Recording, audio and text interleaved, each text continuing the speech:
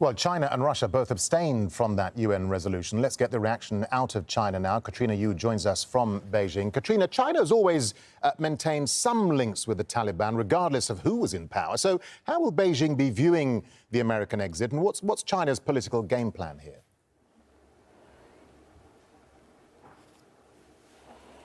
Well, we're yet to hear officially from Beijing following the full withdrawal of US troops from the country, but Beijing is quite anxious watching the situation there. They are concerned about a potential instability in the country. I think primarily they don't want to see the country become a breeding ground for extremists or terrorists.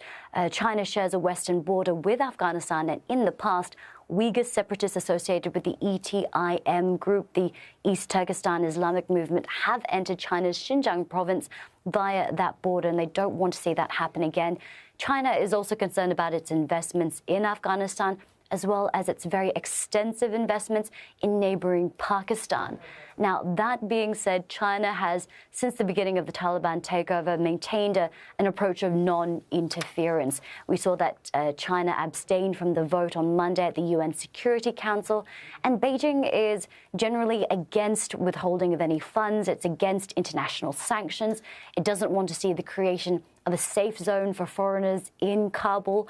China thinks that these moves might antagonize the Taliban and intensify tensions rather than ease them. But at the same time, China is worried about hasty and complete withdrawal from Afghanistan by the US. They think that this might be seen as an opportunity by the Islamic State and other groups. And during a call between China's Foreign Minister Wang Yi and US Secretary of State Antony Blinken on Sunday, Beijing demanded that the US play an active role in guiding the Taliban throughout this transition, and that the US inputted some financial support and humanitarian support in Afghanistan as well. We've heard continuously from China's foreign ministry since this process began that China views it as the US having created this mess, as it sees it, and it wants the US to play a role in cleaning it up. Now, Beijing has yet to officially recognize the Taliban as a government of the country, but it was one of the first players to deal with the Taliban as a legitimate and important political force. We saw Abdul Ghani Baradar, the Taliban leader, come to China at the end of July, hold some very high-level talks there.